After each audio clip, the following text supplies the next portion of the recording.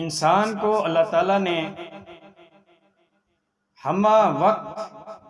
آخرت کی طرف متوجہ کرنے کے لیے قرآن پاک کے اندر مختلف انداز سے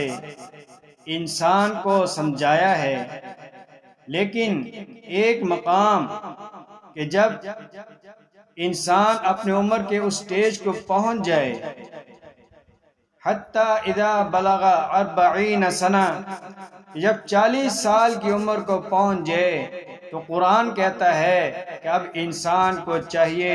کہ اپنی زندگی کا رخ خالصتاً اللہ کی طرف موڑ دے اور اپنی زندگی کو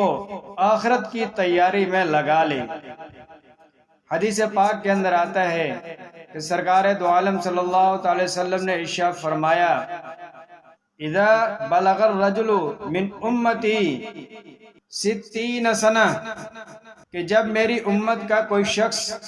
60 سال کی عمر کو پہنچ جائے تو پھر اللہ کے ہاں اس کا کوئی عذر قابل قبول نہیں، کہ اللہ تعالیٰ نے اس کو مہلت دی 60 سال تک۔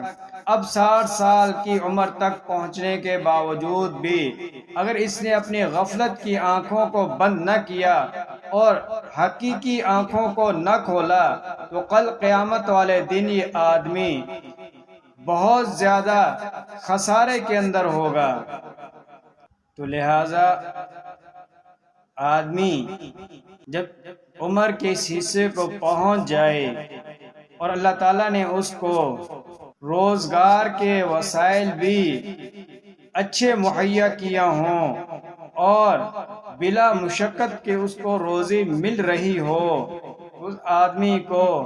بلا وجہ اپنے آپ کو دنیا کے اندر مصروف کرنا